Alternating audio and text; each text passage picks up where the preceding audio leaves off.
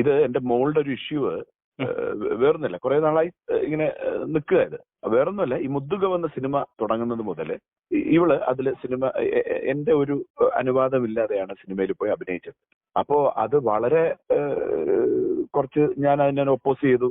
വിജയ് ബാബുമായിട്ട് പ്രശ്നം ഉണ്ടാക്കുന്നു. അത് കഴിഞ്ഞിട്ട് അന്ന് DGP സെൻകുമാർ സാറിന് ഞാനൊരു പരാതി കൊടുത്തു. അപ്പൊ ഞാൻ എന്റെ വൈഫുമായിട്ട് അന്ന് ചെറിയൊരു ഇഷ്യൂ ഉണ്ടായിരുന്നു. അത് വഞ്ചിയൂർ കോടതിയിൽ അത് വീണ്ടും അത് കേസ് നടന്നുകൊണ്ടിരിക്കുക.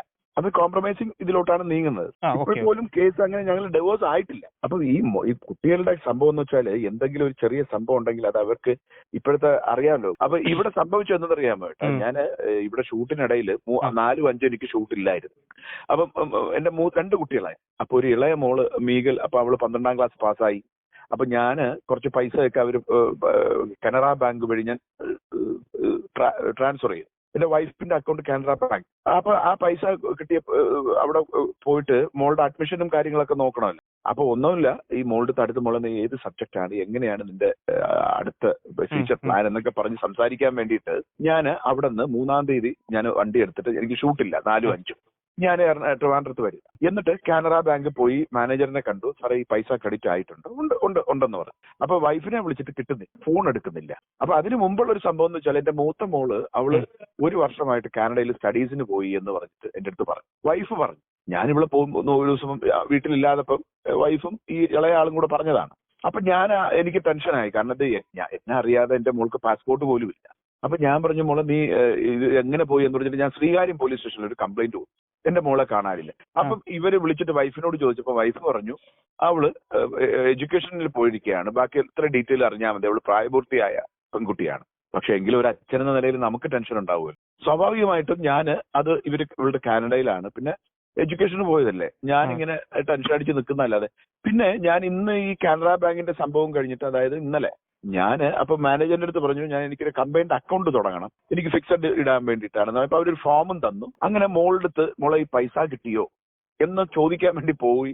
അവിടെ പോയപ്പോഴാണ് ഈ മോൾ എന്നെ വിളിക്കുകയും ചെയ്തു. അവളാണ് ഗേറ്റ് തുറന്നതെന്ന് വിളിച്ചിട്ട് എന്റെ അടുത്ത് പറഞ്ഞു. അപ്പോഴാണ് ഞാൻ ഈ 1 വർഷം ആയിട്ട് കാണാതിരിക്കുന്ന മോളെ ഞാൻ കാണുന്നത്. അപ്പൊ ഇതിനിടയ്ക്ക് ഷൂട്ടിംഗ് ലൊക്കേഷനിൽ ആരോ പറയുന്നുണ്ട് അന്വേഷിപ്പിൻ കണ്ടെത്തും എന്ന സിനിമയിൽ ഇവൾ അഭിനയിച്ചു എന്ന് പറയും. അപ്പൊ എന്റെ കൺസൈൻമെന്റ് ഇല്ലാതെയാണ് ഇവള് പോകുന്നത്. അപ്പൊ ഞാൻ പറഞ്ഞു, മോളെ ഞാൻ ഈ ഫീൽഡിലുള്ളതല്ലേ, നീ അറ്റ്ലീസ്റ്റ് എന്നോടൊന്ന് ചോദിച്ചിട്ട് പോകണം. അത് ഞാൻ അമ്മയടുത്ത് പറഞ്ഞിട്ട് ഞാൻ പറഞ്ഞു, മോളെ അത് ശരിയല്ല. കാരണം ഈ കോടതിയിൽ കേസ് നടക്കുമ്പോൾ നിനക്ക് പ്രായപൂർത്തിയായതൊക്കെ ശരിയാണ്. ആൺകുട്ടികൾ പോലും സേഫ് അല്ലാത്തൊരു കാലം, ഡ്രഗും സംഭവങ്ങളും ഒക്കെ ആയിട്ട്. അപ്പൊ ഞാൻ പോയിട്ട് ഇന്നലെ ഈ കാര്യങ്ങൾ സംസാരിച്ചപ്പോ അവൾക്ക് അത് ഇഷ്ടപ്പെട്ടു. ഈ പിള്ളേര് അത് വീഡിയോ എടുത്തിട്ട് ഞാൻ ചാടി എന്നൊക്കെ പറഞ്ഞിട്ട് ചാടിയൊന്നും ചെയ്തില്ല. ഗേറ്റ് തുറന്ന ഇളയാള് തുറന്നു തന്നാ ഞാൻ കയറിയത്. അപ്പൊ ഞാൻ പറഞ്ഞു വെച്ചാല് ഇങ്ങനെ ഈ പിള്ളേരുടെ അപ്പൊ ഞാൻ പറഞ്ഞിട്ട്, പൊന്നുമോളെ എന്റെ മോളാണ് നീ. അപ്പൊ നമുക്ക് ഇതിന്റെ അവസാനം വരെ എന്റെ ഒരു അവയർനെസ് നിനക്ക് ഉണ്ടാവും, എന്റെ ഒരു കെയർ നിനക്ക് ഉണ്ടായേ പറ്റും. അല്ലാതെ നീ ഇങ്ങനെ ചാടി കളിച്ചിട്ടൊന്നോ വീഡിയോ എടുത്തിട്ടൊന്നും പറഞ്ഞൊന്നും സംഭവിക്കാനൊന്നും പോകുന്നില്ല. അപ്പോൾ ഇങ്ങനെ പറയുമ്പോൾ നമ്മൾ ഇതിന് ആധികാരികത എന്ന് വെച്ചാൽ നിങ്ങൾക്ക് കാനറ ബാങ്കിലെ മാനേജറെടുത്ത് ചോദിക്കാം. സെൻകുമാർ സാർ DGP ആയിരുന്നപ്പോൾ ഞാനൊരു കംപ്ലൈന്റ് കൊടുത്തതാണ്. മാത്രമല്ല ഷൈലോക്ക് എന്ന സിനിമയിൽ അഭിനയിക്കാൻ പോയപ്പോഴും ഞാൻ ശ്രീകാര്യം പോലീസ് സ്റ്റേഷനിൽ കംപ്ലൈന്റ് ചെയ്തിട്ടുണ്ട്, ജോബി ജോർജ് എന്ന പ്രൊഡ്യൂസറിനെതിരെ. അപ്പൊ ഞാൻ പറഞ്ഞത് നമ്മുടെ കൺസൈൻമെന്റ് ഇല്ലാതെ പോകുമ്പോൾ ഉള്ള ബുദ്ധിമുട്ടുകളാണ്.